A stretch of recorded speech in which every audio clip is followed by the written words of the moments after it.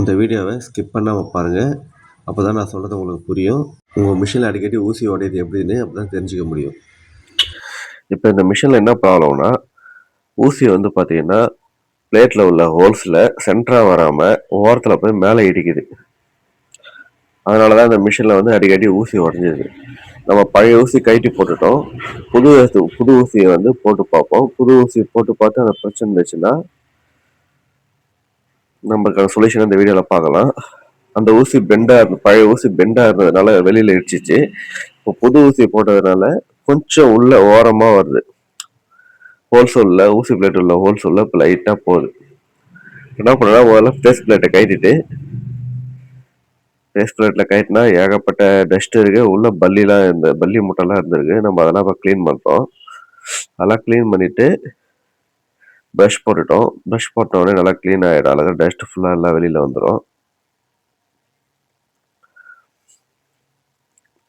இப்போ வந்து பார்த்தீங்கன்னா நம்ம பஞ்சு வச்சு அந்த ராடு பெண்ட் ஆகிட்டே இருக்குன்னு ஊசி உடஞ்சதுனால ராடு பெண்ட் ஆகிட்டு இருக்கு. அந்த ராடை வந்து நம்ம லைட்டாக பஞ்சால் தட்டுறோம். இதுமாரி தட்டும் போது ஊசி நல்லா மேலே, அந்த ராடு எல்லாம் மேலே வர மாதிரி வச்சுட்டு தட்டுங்க. நீங்கள் அப்படியே வச்சு தட்டினீங்கன்னா ராடு பெண்ட் ஆகிடும். அப்புறம் நீங்கள் புது ராடு தான் போட வரும். அதனால் கவனமாக வந்து பார்த்து ஹேண்டில் பண்ணுங்க. இப்போ நம்ம இந்த பக்கம் அந்த பக்கம் தட்டதுனால இப்போ பாருங்கள் கரெக்டாக சென்டராக வந்து பாருங்கள். இப்போ ஊசி பிளேட்டில் நீடில் வந்து சென்டராக போகுது பாருங்கள். ஓகேங்களா?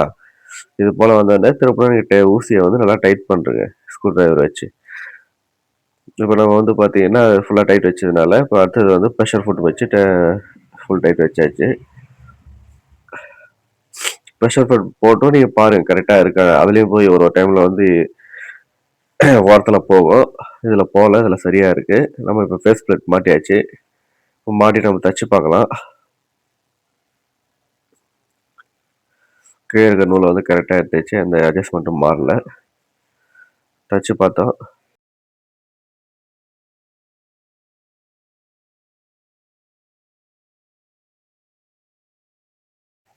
நல்லா தைக்கிது. இது போல் வீடியோக்களை பார்க்க நம்ம சேனலை வந்து லைக் பண்ணுங்கள், ஷேர் பண்ணுங்கள், அந்த பெல் ஐக்கான் பட்டனையும் கிளிக் பண்ணுங்கள். அதுக்கு முன்னாடி நம்ம சேனலை சப்ஸ்கிரைப் பண்ணுங்கள். நன்றி. இப்போ தையல் நல்லா இருக்குது. கீழே மேலேயும் நல்லா இருக்குது.